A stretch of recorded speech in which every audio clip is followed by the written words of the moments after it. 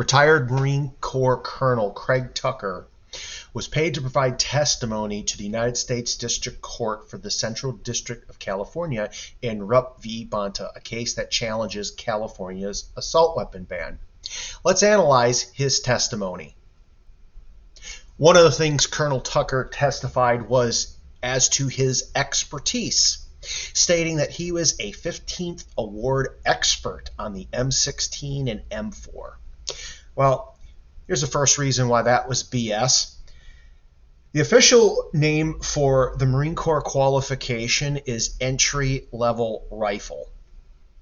So you got an A on an entry-level test, a test that every raw recruit is expected to pass. So this makes this statement a double fallacy. The first, it's an appeal to authority. You should just believe what I say because I'm an expert. And it makes it a double fallacy because you're not actually an expert. You passed entry-level rifle. Oh, I'm sorry. You qualified expert. Congratulations on getting an A on your entry-level rifle. Colonel Tucker's testimony went on to discuss semi-automatic fire and its effectiveness. Quote, the only difference between an AR-15 and a military M4 is the AR-15 cannot fire on full auto. Semi-auto function is used almost exclusively in combat. The AR-15 and M4 use the same magazines and the same ammunition. That part's true. That's absolutely true. It's a bit disingenuous, though. 48 hours, armed and deadly. The right to bear arms. Have we gone too far? Assault weapons under fire. Vote involves an especially fearsome weapon. Assault weapons like these are on the hit list in the U.S. Senate. The purpose of this spin is disinformation. Josh Sugarman of the Violence Policy Center had stated their direction was to approach assault weapons because it was, in his words, a, quote, new topic. From a policy paper he published, which is still available on the VPC website, quote, assault weapons are a new topic. The weapon's menacing looks, coupled with the public's confusion over fully automatic machine guns versus semi-automatic assault weapons. Anything that looks like a machine gun is assumed to be a machine gun, can only increase the chance of public support for restrictions on these weapons. Colonel Tucker's testimony is basically in line with the spin, but they're going a different direction because now your not so ignorant voter base might recognize the difference between the two and realize that full autos aren't normally available for sale, so what's the big difference?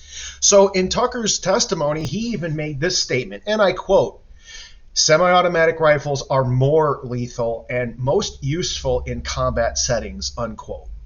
So we've just decided, well, I guess we have to change up the narrative because the voting public might not be as swayed by the difference because it was made up to begin with. Moving on to more specific features. Pistol grips. Quoting Colonel Tucker again.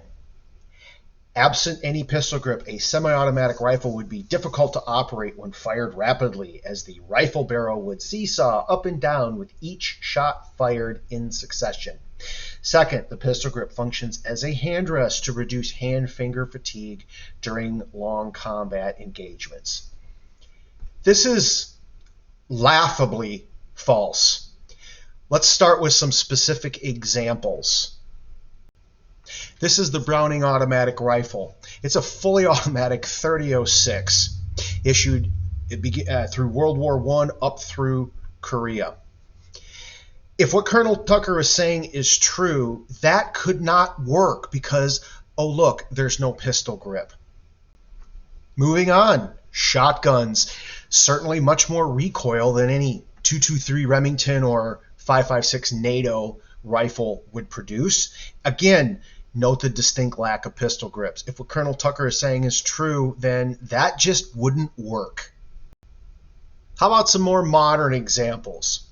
If what Colonel Tucker is saying is true, then people shooting in high-level competition could only be successful if they were outfitting their heavy recoiling firearms with pistol grips. The simple fact is that doesn't go that way. Competitors using shotguns, for example, rarely, if ever, bother to do that. And the reason is it doesn't yield an advantage.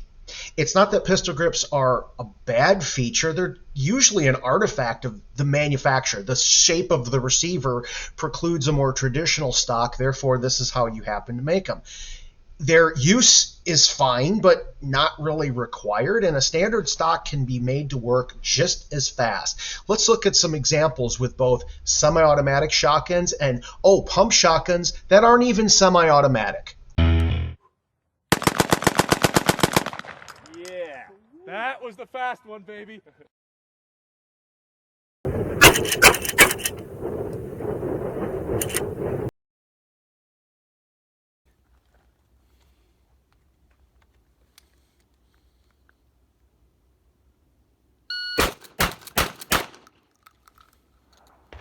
So for 4 shots, that's 1.42 seconds. And our splits, 34.30, so about a third of a second to cycle, recharge, and reacquire sights. And what I've done here now, it's a little bit tough to see. Everything below this was from previous videos. I just put 1, 2, 3, 4 rounds of double-aught buckshot into a face at 7 yards.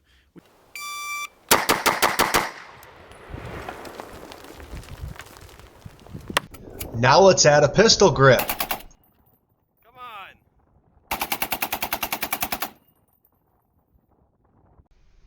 How about a direct side-by-side comparison? Semi-automatic rifle chambered in the exact same cartridge, one with a pistol grip, the other with not.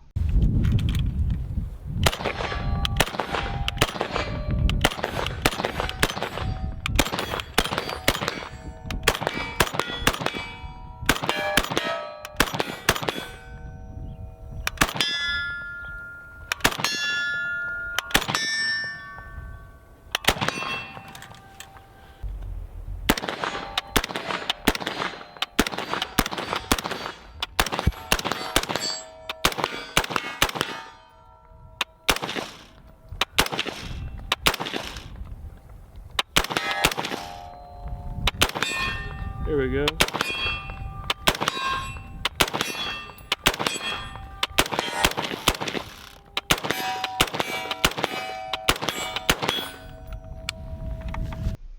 I think we'll wrap it up there. I think that pretty much tells you the value of Colonel Tucker's paid testimony here. If you like the video, please share it, like and subscribe. I appreciate your attention. Thank you.